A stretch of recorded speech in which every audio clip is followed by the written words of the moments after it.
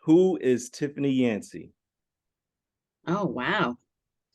Woo, who am I? Who am I not? Because this day and age, I feel like I'm just doing so many different things. But Tiffany Yancey is first. I am a mother. I am an artist. I'm a screenwriter. I'm an actress. Um, I'm a producer, a professor. I am a visionary creator, and I am a manifester. Okay, That awesome. I mean, short and sweet. That's just who I am. All right, you wear many hats, and I like that. I wear many hats, but um, in terms of just who I am and what I'm about, I'm all about just like I said, I'm an artist, I'm a creator, and I have different talents, but I think that God has given me a gift and a gift to tell stories. So most importantly, I am a storyteller. So let me just say that I am a storyteller. And my purpose is to tell these stories that I feel are relatable to my audience and execute them in a way that will resonate with people for a very long time. Well, let's take it back to the beginning. How did you get into screenwriting? Ooh, well, I got into screenwriting about 10 years ago. But that was by way of being an actress. I started out as an actress in my 20s, did, theater and things of that sort. And you feel this is pre-social media. Mhm. So, I started out doing that and I just had ideas for projects for Black women, you know what I mean? And during that time, I think reality TV had kind of like really became very popular. And I didn't like the message and the image of Black women during that time. It was fighting, throwing drinks in each other's face. I was like, this is not, my friends don't do that. So I'm a very funny, goofy type of person. I wanted to write other types of roles that showed us in a different light. And I just had ideas. I just had ideas. I and another thing was I got tired of being rejected. As you're an actress, this part of the process. But I decided I wanted to start taking my destiny in my own hands and create the stories that I wanted to see and the stories that I wanted to act in or somebody else. But I just had some ideas that I say, okay, I need to somehow figure out how to get these stories out of my head and out into the world. So it just started with my very first film, Love 'Em or Leave 'Em. I just had an idea. I didn't even really know how to write a script at that time. I just had this idea in my head, this concept. And a friend of mine was directing short films in Philly, my hometown. And I was like, hey, because we had already did a indie film before that, and I was acting in it. And then I was like, well, I have an idea for a film. And I told him about it. He was like, I love it. Let's do it. So I just kind of jumped into the filmmaking process. I did not know how to write a script. It was like kind of all over the place, but we figured it out and we got it done. so, So um, let's talk about that real quick. As far as you writing your first script and not knowing exactly what to do, what software did you use when you wrote your first script? Microsoft Word. Right, Do because you I had recall? no clue about final draft, writer's duet, celt, nothing. I did not know any of that. I wrote my first script in Microsoft Word. And I just knew the scenes I wanted, and I kind of knew I knew what I wanted to say, and I knew what the concept was. And but yeah, I didn't even really know how to. I think later on, somebody told me like, this needs to be in like screenwriting software, and I'm like, oh, okay. So, and then I kind of like transferred it, but um, yeah, that's just this how it happened. But I was like gung ho, and I just wanted to do it. So I was like, I'll figure it out along the way. That's typically how we do is we typically work with what we have first, and Mm-hmm. we work our way up from there. And there's nothing that stops people from doing that. And so that's one of the reasons why I want to highlight how people get their start and eventually where they end up. So that's the point of me asking that question. What software do you use now? Well, I currently use Final Draft. But for a long time I used Writer's Duet. Because honestly, I didn't want to pay for Final Draft. And you didn't at the time, I didn't really have to, just to start writing. And this is what I tell screenwriters, that you don't have to buy Final Draft right away. Your main thing is to just, there are plenty of screenwriting software programs out there. There is Writer's Duet, which is basically free, or it's like $12 a month if you kind of upgrade. There's Celtics, there's I think there's Movie Magic, there's Fade In. Again, you just go online. There is a plethora of programs that you can choose from. Pick one and just start writing. You know what I mean? And then when you get to a point where, okay, I had to get Final Draft finally, because my movies are actually now, this is what the industry standard is, and the networks use. They use Final Draft. So when it got to that point where I had to now send my scripts over to the networks, that's what, that's the standard. So then at that point I was like, okay, now it's time to, officially kind of like upgrade. But for a long time, I used Writer's Duet, and Writer's Duet is great because you can export into Final Draft. So even then, and you can actually export into a couple different screenwriting programs. So that's why I like Writer's Duet. And you can also collaborate with another writer. That's why it's called Writer's Duet. So yeah, I still pretty much use that. I have a lot of old scripts in there. And then my newer stuff, I'll transfer it over to Final Draft when I need it. So I kind of go back between both of those. Okay. And did you learn Final Draft yourself, or did you take a course on it, or just over time you figured out how to? I just figured it out. I mean, it's kind of and just through other people who use it, and there's every program is different. Kind of like, I like to kind of go in and just play around with stuff. But Final Draft does have like tutorials. They do have a lot of information. So the information is there. So if I'm trying to figure something out, I will go to the tutorial, or you can YouTube University. It's you can look stuff up. But yeah, it's pretty much the same. You just start writing, and if you know how to write a script, that is the main thing. And then everything else you just figure out along the way. Since we're on screenwriting, not only are you an accomplished screenwriter, you're also a college professor. Congratulations. Thank you. You are teaching students the ins and outs of screenwriting. When it comes to writing your screenplays, how do you begin?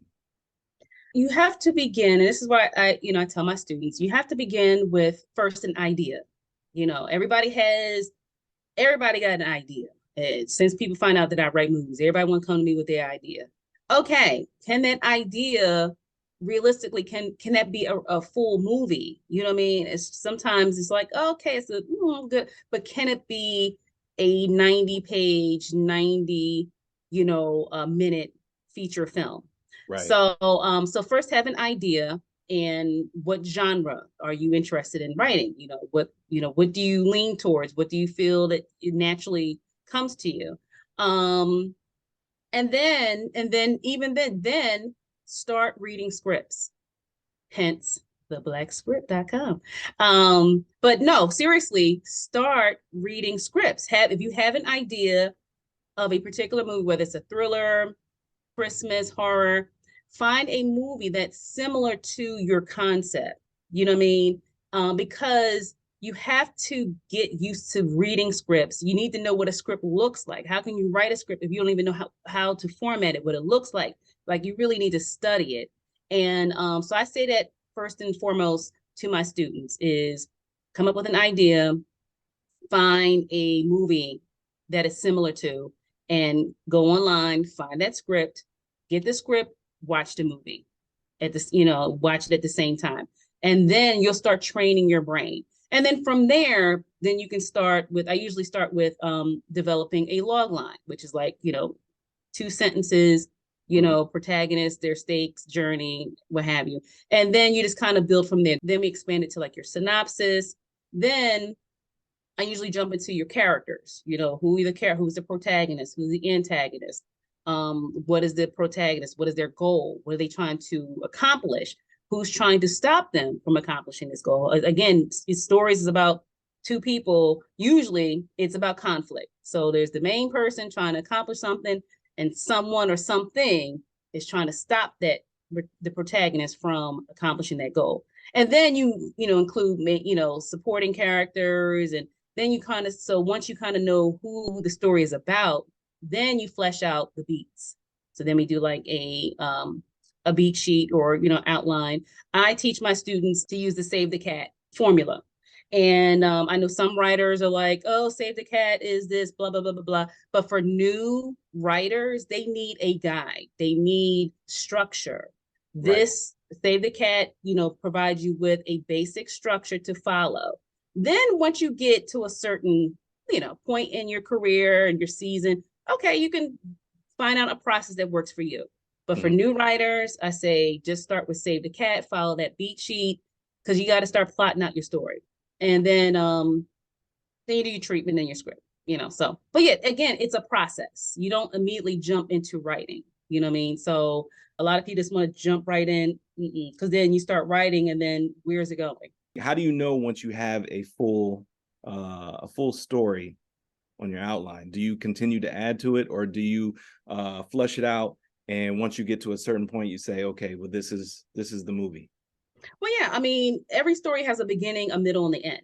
So usually I say if you can come up with a good beginning, and if the story that pretty much how it ends, you can figure out the middle part. The middle part usually is the hardest part, because that's when it's all a bunch of ups and downs. So if you kind of like, if you have a good ending, now you can either like work backwards, or like I said, you have a goal to work towards. So I say, okay, come up with, how does this movie end? How do you see this? How does the protagonist, accomplish their goal in the end? Usually like a feature, 90 minutes is 90 pages.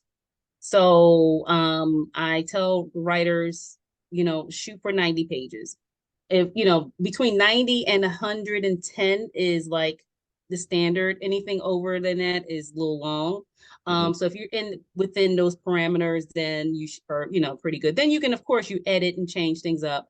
But the main thing is that you have to follow the story, flesh it all the way out and how many pages it comes to. And then when you start your rewriting, your editing, you might have to chop some things out. But my whole thing is like, you kind of have to do like a brain dump. Your first draft is usually called like the vomit draft.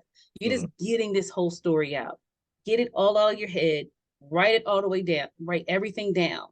Then you go back and start kind of chipping away, editing. I always say that writing scripts is like, and a sculptor who's sculpting a masterpiece. You have like a big lump of clay, and then you just kind of put the lump there, and then you kind of start molding, and then it's just, you don't even know what it is. And then you finally start molding it, taking pieces away. You got a face, you got an arm, and you know what I mean? You're cutting. So that's essentially what you're doing with your story. You got a big lump of clay, and then you kind of just, mold it into your masterpiece.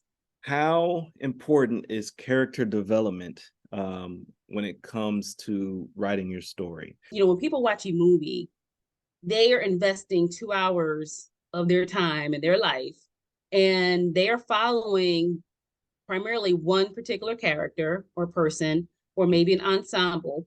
But they have to relate to that person. They have to see themselves. They have to be invested from the very beginning. So you have to develop your character in a way where it resonates with your audience. Like they see that character and they're like, oh my God, that's me. That represents me. That or I know somebody like that character. So that's why you really have to take the time to make sure your characters, you really get to take the time to really get to know them. Make them real people, like your characters have to be real people. A lot of my characters are based off of friends, family, people that I know, people that I've met, Right. some people that, I want to pay back. I'm like, you're going to be the antagonist in my film. You know what I mean? So, but yeah, you take from your life experiences, you take from all the things that have maybe happened to yourself, maybe, other people, and you put them into these characters. You got to make them real.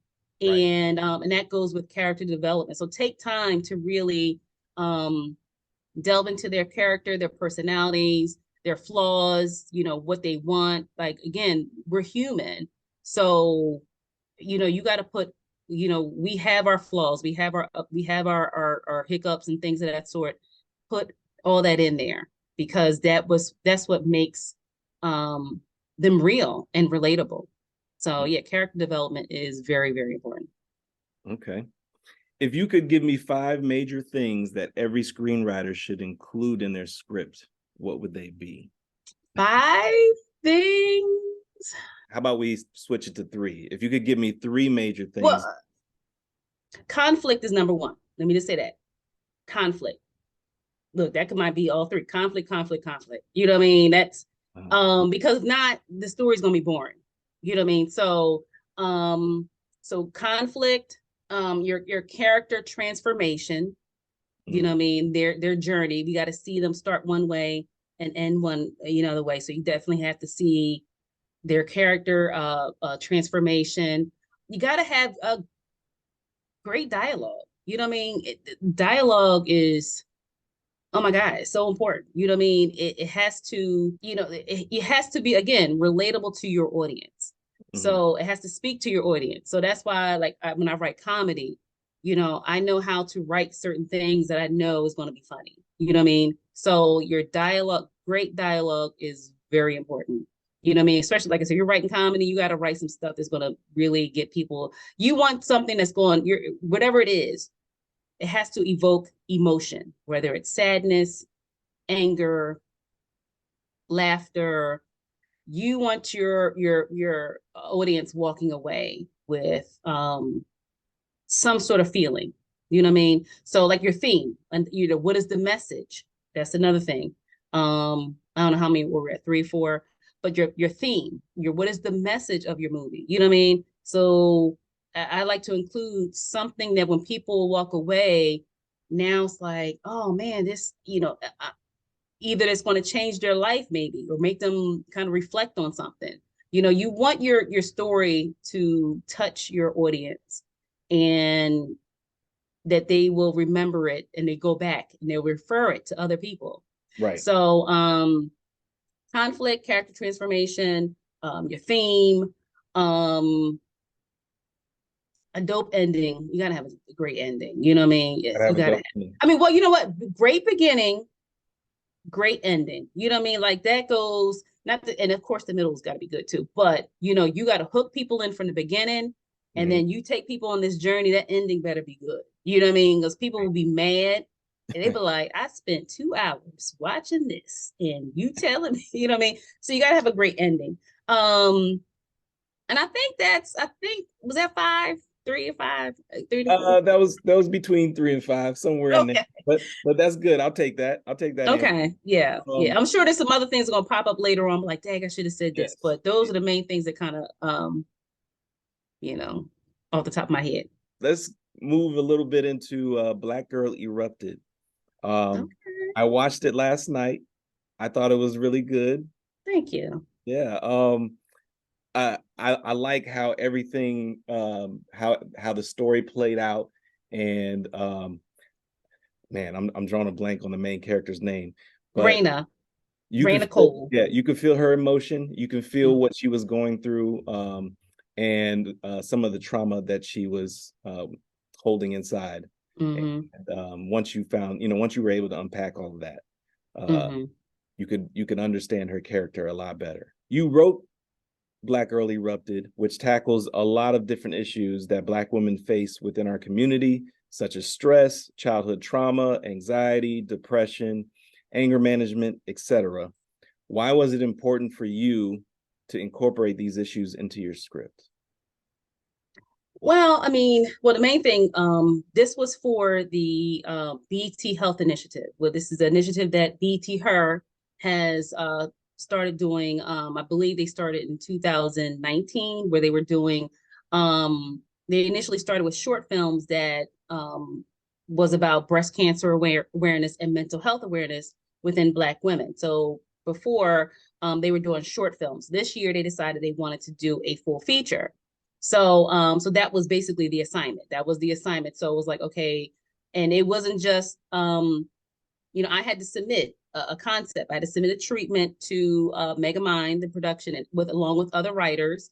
their concepts, and the executives will pick the one that they really like. I wrote this because when people think about mental health, they immediately think like, okay, depression, mental health could be right beneath the surface, you know what I mean? And we're functioning, but again, it could just be something that's right there, and just that one thing that triggers you, and then you just kind of just lose it, you know what I mean? So I wanted to show a Black woman who, from the outside, pretty much had it together, successful. She's working at a firm, had a good upbringing. She didn't come from a bad, poor background or anything. I wanted to show a very progressive, intelligent Black woman who's making strides in her life. But she still had these underlying issues. So and anger, within, with Black women, and I can relate, especially if you're working in certain spaces, majority white corporate spaces, we don't want to be perceived as the angry Black woman. You know what I mean? It's like, you can't speak up, you can't say too much, or, you know what I mean? You're always kind of like, I don't want to ruffle it, because again, this stigma. And, but after a while, it can wear on you mentally, because you feel like, I can't express myself. I can't, you have like this, like I said, some rage kind of boiling. And especially when you're dealing with, like I said, the racial microaggressions, you're noticing things that's happening to you, and everybody's gaslighting you, making you think that you're not, you know what I mean? So this thing, again, can really wear on your mental state. So I wanted to really show from that perspective what a lot of Black women deal, and Black men too, when you're working in these corporate sectors, predominantly white corporate sectors, but also too, she had some issues from her childhood that went, she kind of suppressed them. Yes. So when that issue happened, when she got passed over, it was like, oh, that was it. It just took her over the top. So, so yeah, I wanted to write something again that showed from the outside, a Black woman to look like she really had it all together. But underneath the surface, it was just that one thing that happened. That was it. Yeah, and I'm sorry. So she was unraveling. Yeah, she was right. She was, and honestly, that is a lot of us on our day to day.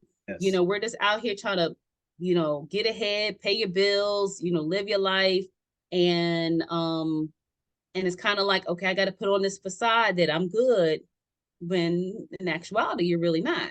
And so I really want to write this to say that it's okay to not be okay, and it's okay to go and talk to somebody. And even if you're feeling like you're not completely over the edge, you might be getting there. Take a step back, go and seek professional help. It's okay. And like, in the Black community, going to see a therapist is like, well, before it was kind of like taboo. Now it's getting better. Yes, it definitely is. It's becoming more normalized. Like, and so, which is good. And I seem like everybody now got a therapist on speed dial.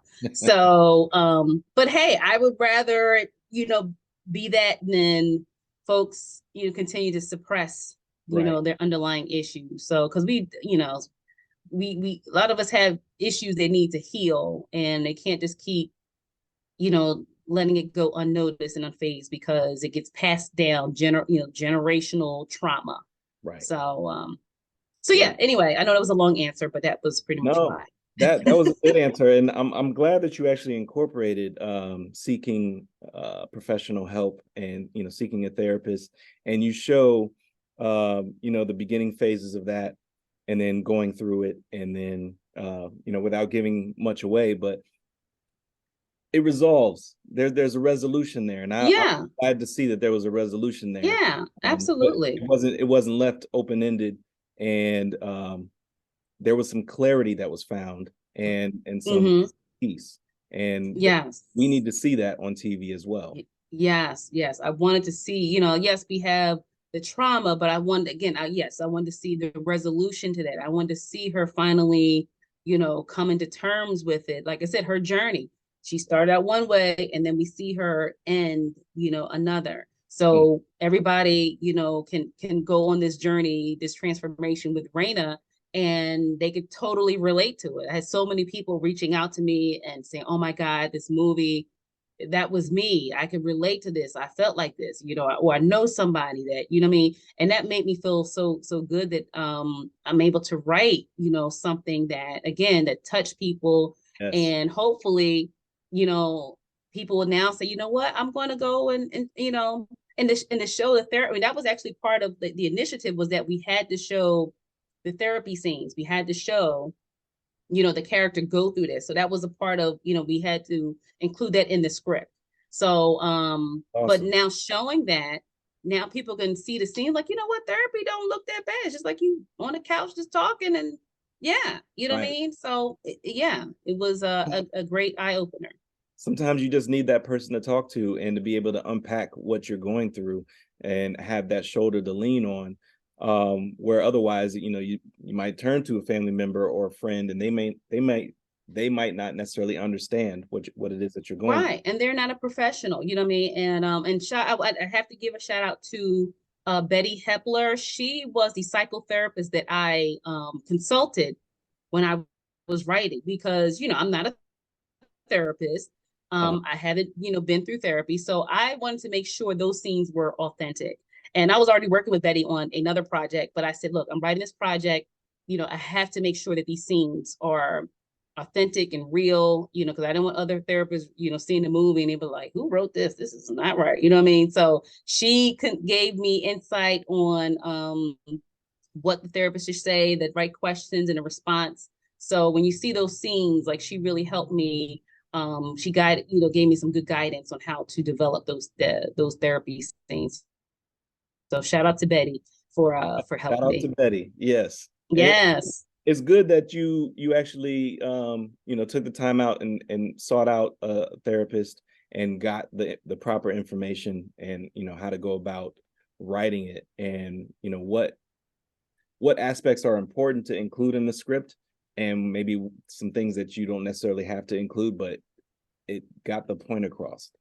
Right. Yeah, absolutely. And as a writer, if I'm tackling a subject matter that I'm unfamiliar with, Hmm.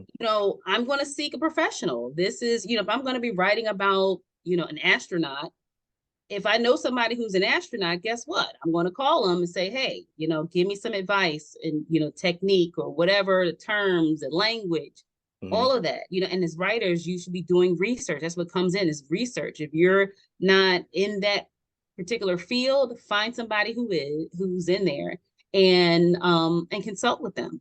And that's what's going to make your story that more authentic and real. Yeah, I agree.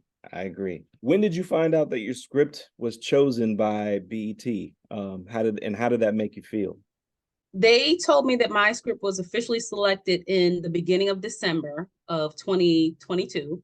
Hmm. It was like a number of like phases that we had to go through. In terms of, it started like in September. The submissions opened up in September of last year. Now, mind you, I had submitted in 2021 for this initiative. I didn't get selected, so I went back to the drawing board. I said, okay, let me come up with another concept. Hmm. And so I said, again, I didn't give up because I really wanted to be a part of this initiative. So yeah, we started submitting our treatments in September. And it was kind of like, like the video games, like you had each level, you were like, you're advancing to another level. So I got, selected to each level. We had to go back and kind of like, first it started as like a short treatment.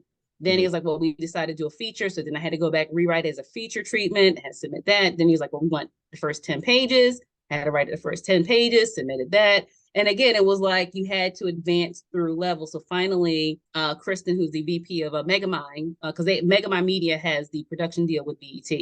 And so finally, she told me that mine was selected at the beginning of December. This is when the work came in, because I had to write that script roughly within like 3 weeks, because Wow. yeah, because she wanted to make sure I submitted at least a rough draft before Christmas. So mind you, the beginning of December, right before like Christmas Eve, before they went on the holiday break. So she was like, Tiff, can you get this done? I was like, I'm gonna figure it out. So Right. I jumped in there and wrote that. But the good thing is, when you have a treatment, I knew the story. You know what I'm saying? So, and that's why I tell writers, when you have a good treatment, the story was already in my brain. So it was really just me kind of going in and writing the dialogue and at least to get a rough draft done. So yeah, it was a very quick turnaround and it was pretty stressful, but I got it done. That's awesome. Did you have any hand in selecting the cast at all? Did you have a hand No, in that? Okay. no, not at all. We, and I like to tell writers too, you do not have any say unless you are producing it on your own. If it's you're putting up the money and you're shooting it on your own, then you have some say so. But if it's just the network and Mhm. you are selling your script, they take it and then they go, because the script itself was they brought on a director. Shout out to Vanessa Bell Calloway, the Yes. director, and she was awesome to work with. Oh my God, I love Vanessa. And so once they, selected a director, me and her got on the Zooms. It was going back and forth with the script, and she was giving me her notes. So we had to, again, had to go through another rewrite process with her. Since she was the director, Vanessa Bell Calloway is like, she's a legend out here. You know what I mean? Like, so she know everybody. So they were shooting my project in LA, which was a dream come true. You know what I mean? Here I am here in Maryland, and my Right. film is being shot in LA. Like, you know what I mean? I didn't even have to move. So, Yeah. but yeah, so pretty much, and shout out to the Sean Flair and Sade Allende. They are the other production team in LA. Them and Vanessa did the casting in LA. So yeah, I didn't know who was going to be cast as what. So until I flew out there in March, when like that last week, and I was seeing the call sheets, and then I was seeing like the people who were playing the different characters, and some of the folks I was like, oh my God, like wow. Exactly. Yes. So Yeah. again, shout out to Vanessa Bell Calloway, shout out to the cast, and shout out to the whole production team because they killed it. Yeah. Yes. Oh my God. Like, and shout out to Kalila Joy, who plays Yes. Raina. She's the lead character. Oh my God. This young lady, I'm telling you, y'all, people look out for her. She did an amazing job. Just wonderful, just down to earth, just excellent. And I just keep a lookout for her. But shout out to Vanessa. She pulled some strings. She had these relationships. She got Vanessa Williams in there, Eric Roberts. Wow. I was like, Eric Roberts? Like, you don't understand. Like, I had the biggest crush on this man back in the day. You know what I mean? So when I had Eric Roberts in my film, I was like, okay, God, I see you. But so yeah, that's why I was like, I'm, very happy with the cast. They did an excellent job. And it was great. It was a dream come true. I'm telling you, it was a dream come true. What was it like once they wrapped and you had the final product? Did you watch it for the first time when it aired on BET, or were you able to get an early release? But no, I watched it for the first time at my watch party. I had a watch party. See, I didn't know you, Kev. You could have I came to the know. watch party. I didn't know you then. I had a watch party here Next in time. DC. And I'll look, be next there for the time. next one. That's Yes. right. You're gonna be there for the next one. But yeah, no, shout out to um Poet from WPGC. She and they sponsored my watch party because Poet is big on mental health. She's always talking about on the radio. Uh-huh. And we had connected I had did an interview for my first film. So when she got wind that I was doing this project and it was about mental health, she was like, girl, let me host a watch party, for you. I was like, hey, say less. I ain't gonna argue with you. Wow. And so yeah, we organized a watch party at Union Oyster Bar. Mhm. And like we did that in like 2 weeks. And that was the first time I watched it I had friends, family that came through. So it was great. I wanted to watch it for the first time with, my family and friends. So Right. that in itself was a great experience. I'm so grateful for that. I can imagine. I can imagine the emotion that you were going through to see that on TV, to see your work come to life. Yeah, I was fighting back the tears, because because this is my second project, so I was kind of like I had my emotions intact. The first movie, I was a hot mess. I was crying Oh, really? but yeah, I was yeah. But this time around, I was like, okay, I'm a little seasoned, so I held it together. But it was just a surreal, it was just a grateful experience just to have people come up and show up and support me. And like I said, because a lot of times the writers are behind the scenes, people don't Yes. see the people. You know what I mean? It's shout out to the cast and the stars, but a lot of times the writers don't really get the shine. So that night was my time to shine, and I'm so grateful for that. Right. And I feel that it's important for the writers to receive some flowers and get their just due and their credit for coming up with these stories, because a lot of these shows and a lot of these movies would not be made if it wasn't for the writers. And I mean, I'm telling you, like it's all about the script. It's about the story. Like that's it starts there. If you don't have a good script, I don't care what actors you have in it and CGI and all this. If the story is not good, you Right. know what I mean, it doesn't matter. You know what I mean? So yes, give the writers their just due, give them their credit, give them their shine. And some writers want to stay behind the scenes, that's their preference, Sure. um, but at the end of the day, I mean, again, at least give us the money. You know what I'm saying? At least Right. pay us. You know what I'm saying? Look, that's why we got a Yes. whole writer strike right now. At least pay us in them type, give us those flowers and a Mm. paycheck. But yeah, and I'm an advocate for, I really, want to, be an advocate for, writers, primarily black writers, you know what I mean? Because somebody has to kind of be the one kind of like leading the charge and something. And I'm shout out to the people who are out there doing that. But yeah, like I said, if it's not for the writers, what do you really have? You know what I mean? So It yeah, starts. it starts there. It starts with the script. Alfred Hitchcock says you need three things for a film to make a great film: the script, the script, the script. And Yes. Alfred Hitchcock said that. Beyond Black Girl Erupted, I'm pretty sure you have some new projects that you might be working on. Is there anything that you can discuss with us tonight? Well, yes, I do have a project with Country Wayne, the comedian. He, the social media star, influencer. He was in my very first film, Holiday Heartbreak. Uh-huh. And from there, he came to me and he had an idea for a script. And from there, we kind of just started collaborating. So we're in the process of getting that script together. So it's called That's Her, and it's a rom-com that he's going to star in.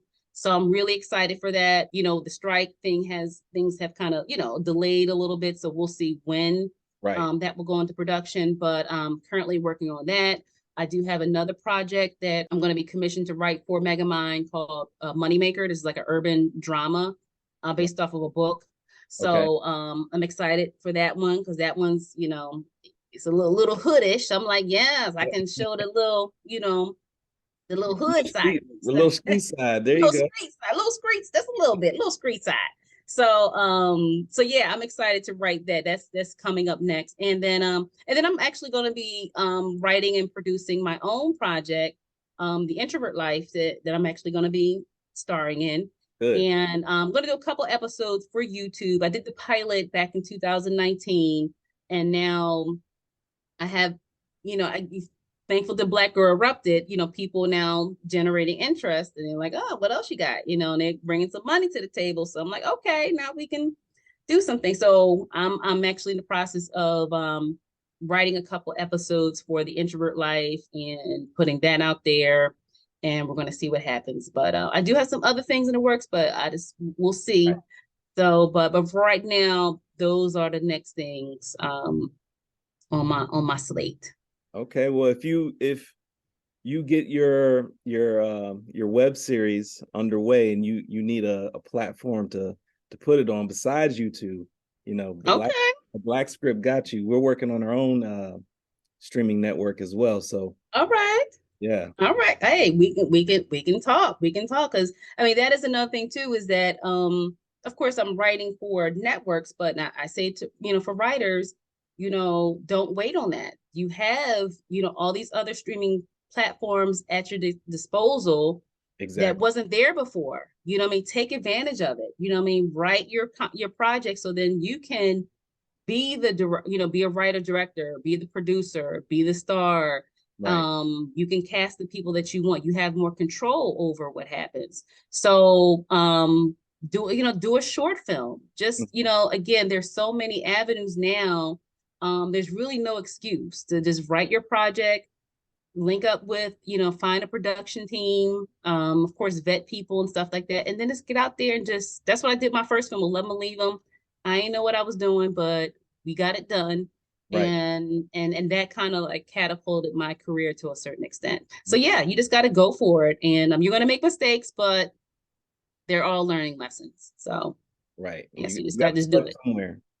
Yeah, you got to start from somewhere. I'm telling you, you got to get out there and just make it happen. I always like to use like Brian Coogler did his short film, Yes. okay, at ABFF and won, and look at his career right now. Okay. So all I gotta say is Brian Coogler. So Oh, he he took started off. with a short film. Same thing Yep. with Issa Rae. Issa Rae, hello, my girl. Yes, Issa Yeah. Rae, Quinta Brunson. You know what I Yes. mean? Lena Waithe. You know what I mean? Again, Yes. again, they, especially Issa Rae and Quinta, they started YouTube. You know what I mean? And honestly, a lot of folks in social media, people are being recognized. These are platforms just to get it out there. And that's just my goal. Is it's like, okay, I had this idea. I have ideas that just won't leave me alone. So I gotta I guess gotta get it out one way or the other.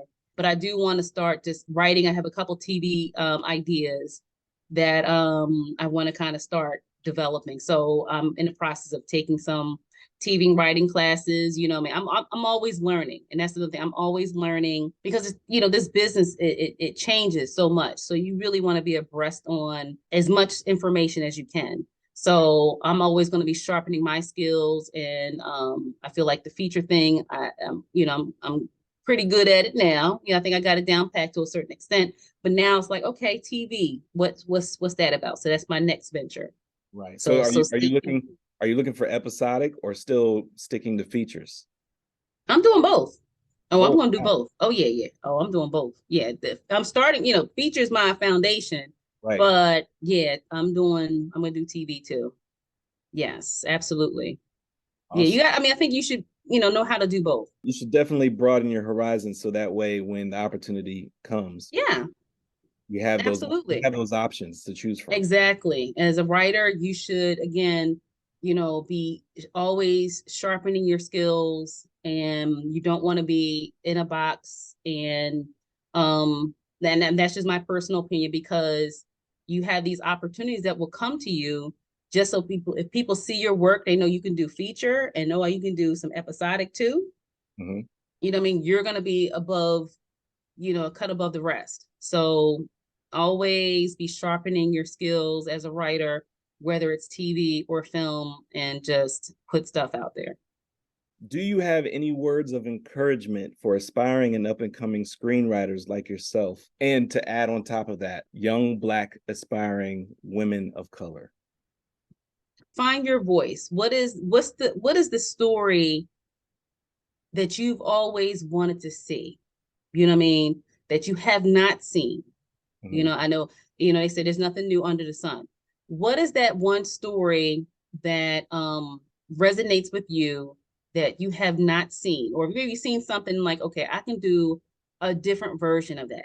Find that, start with that one idea, and just continue to, you know, really hone that idea and continue to develop it. Take classes, read scripts, develop a network of other writer friends. I have a great, I guess, a community of writers, filmmakers, just creatives that I surround myself, because we're all like iron sharpens iron. You know what I mean? Right. So you really have to be immersed in the screenwriting field, and learn any and everything you can about it. You know what I mean? go to theblkscript.com. And I'm telling you right there, look, when I found your website, it was like finding a gold mine because, as a Black writer, Mhm. you know what I mean? I was looking for a story, like these movies that are out, these TV shows, stuff that I couldn't find. Like, it was like, yes, read those scripts. You know what I mean? Read those scripts and then start developing your own story. Take classes. I have classes. If you don't take it with me, take it with someone else Yes. who, has some actual, work that knows what they're doing. And just continue to, again, just keep going. That's one thing, is keep going. This is not an overnight success type of industry. You know what I mean?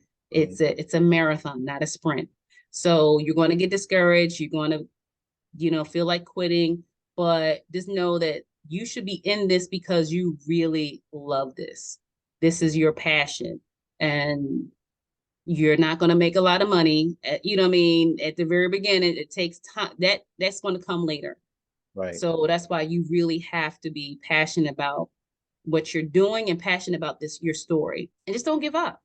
You know what I mean? And I say that for any writer, but especially for, Black writers, Black women, it's a little bit, harder for us because we're constantly being like doubted, and, it's still a, predominantly male industry. But you still have to find, the right people to associate with. You know what I mean? And that's the hardest part, is really just finding the right people, like-minded folks.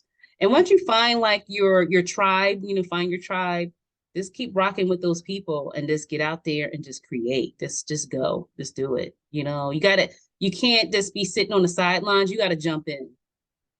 You gotta jump in and make it happen. You're gonna screw up, but that's, what I mean, it's a part of the For the process. process. It's part Yes. of the process. So, what I mean, just brush yourself off, and like Aaliyah said, late great Aaliyah, dust yourself off and try again. Yes. And I'm gonna leave it on that note.